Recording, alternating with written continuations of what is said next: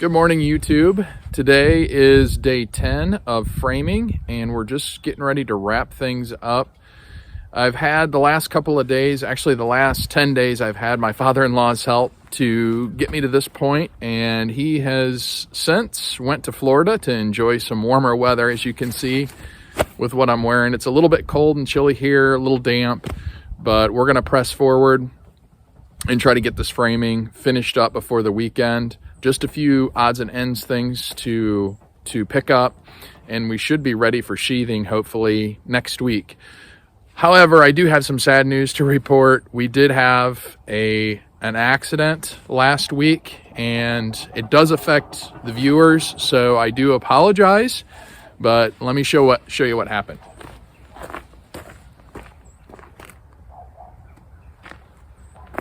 So this is what's left of my phone from last week. It was run over.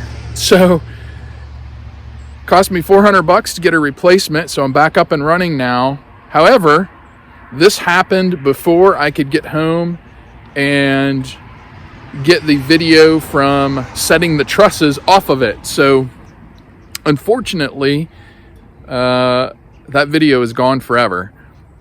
The good news is I have a few pictures, and I'm going to throw those on the screen next and kind of explain what happened as far as getting the trusses up, what we used, how we did it, and about how long it took. So I'm really disappointed that this had to happen for multiple reasons, but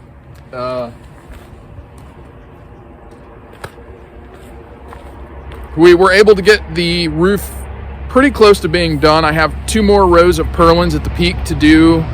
That's right next to the ridge cap, and I wanted to get some sheet metal to kind of see where that last row needs to be. So we missed the setting of the trusses and the purlins put on, and we missed some other little framing things that have happened over the last couple of days while I've been waiting for my new phone. So I'm going to give you today, we'll look at the video or look at the pictures of setting the trusses, and I'll explain that to you. And then we'll go into, I'll give you a little tour of where we're at right now with the framing. There's just a few things that need buttoned up, and I'll point those out. But I'll also kind of detail how we did it. It went pretty much as expected with a few hiccups.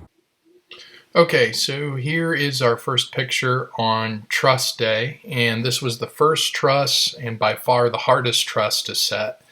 You can see in the background my tractor with the forklift on it. We were able to pick the truss up to that height, and then basically the guy on the right hand side is my neighbor's son. He came out to help us. He walked the truss up on his side, and I walked the truss up on the other side.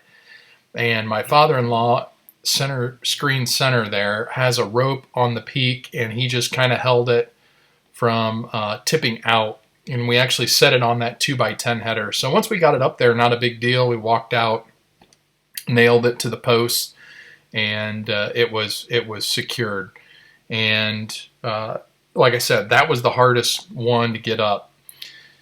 The next couple of trusses, we tried using this lift that you see. It's a yellow material hoist that has a cable pulley system, and it had 2 cranks. One crank to bring the mast up, the other crank to bring the cable up. So basically we set the truss, which these trusses don't weigh much. They're only 24 foot wide, and I think my sheet said they weighed 150 pounds. So very, very easy to handle. You could probably set them without this hoist if you had 3 guys, but this was the end of day 1 here. We had 3 trusses set. We used the hoist on the next 2 and got them up there and secured them in place for the evening with 7 rows of purlins. And there wasn't any inclement weather forecasted, so felt pretty comfortable leaving it for the night. The next day we were able to set the rest of the trusses. Here is the picture. I believe this was like lunchtime-ish. Again, it was just my father-in-law and myself, and we used the hoist there to get the trusses up. We basically set the truss on the bottom cart there, and I picked it up with my tractor and set it on the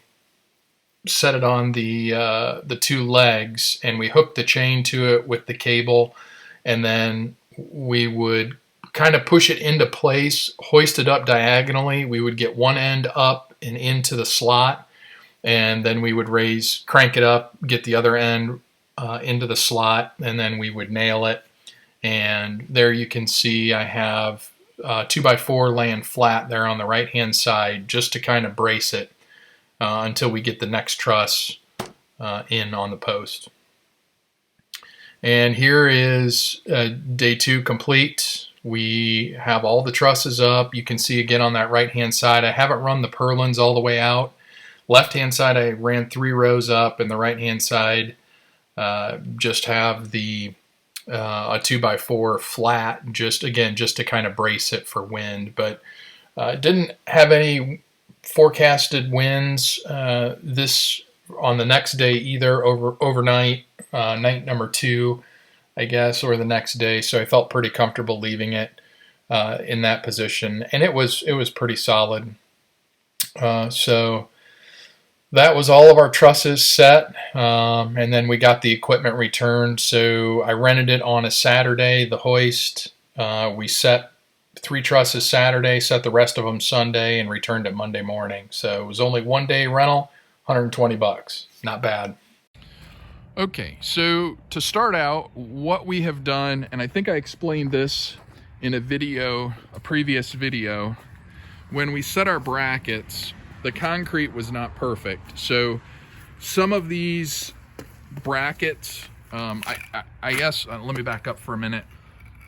I arbitrarily picked this post as being the 0 post. So this post was where I based all my other measurements on to get my girt boards to run level all the way around the building.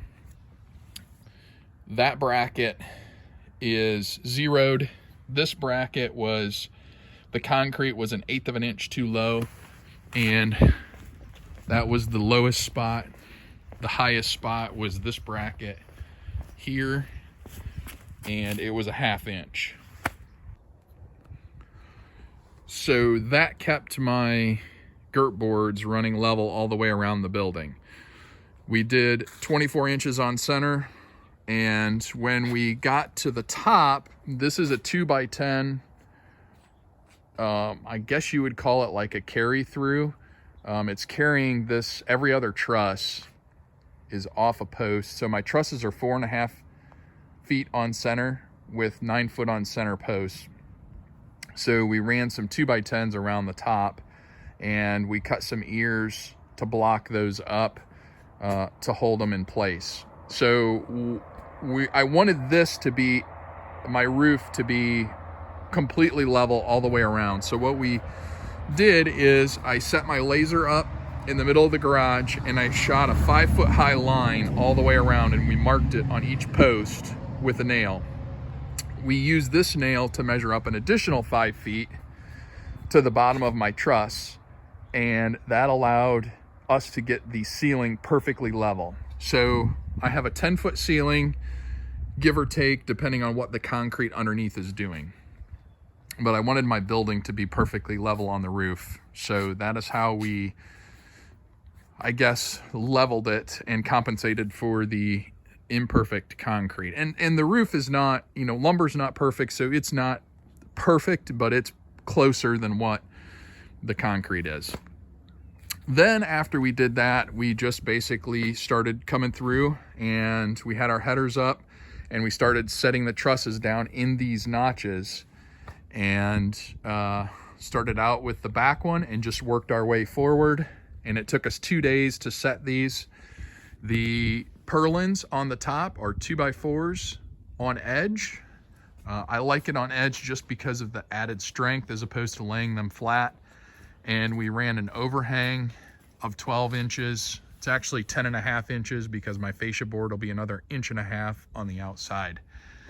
So we ran the overhang on the gable ends. On the eave end, as you can see, there's no overhang yet, but what I will do is right up here on top of this truss, I'm gonna lay a 2x4 flat, just like these, and extend it out 10.5 inches with the fascia board. That'll get me a 12-inch overhang all the way down.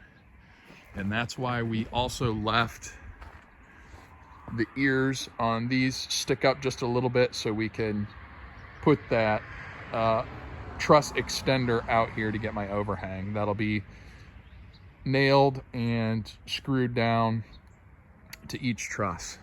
So in a nutshell, that's where we're at with things. Oh, and the other thing that looks a little bit odd,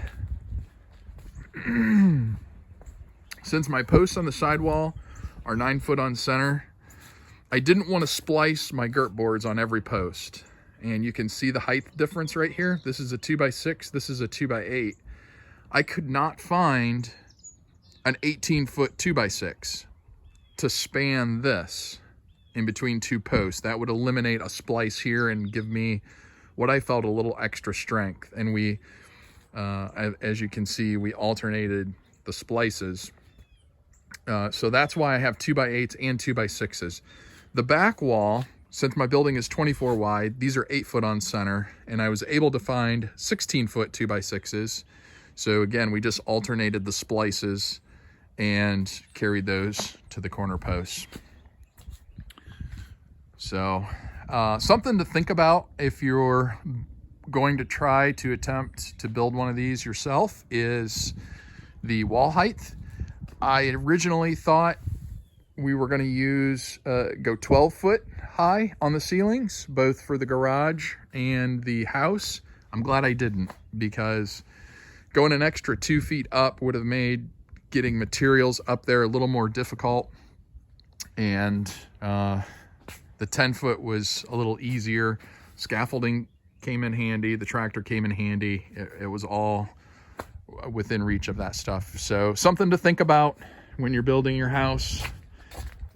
The higher you go, the more, I guess, the more capabilities your equipment will have to have. But that's where we're at with things right now. Today's project, I got to get this pile of stone out of the way. It is just, we've been working around it for 2 weeks almost, and it's got to go. So I'm going to get this while we wait for the sprinkles to let up, get that spread around the house here for the footer drains, and I'll give you those details in a later video.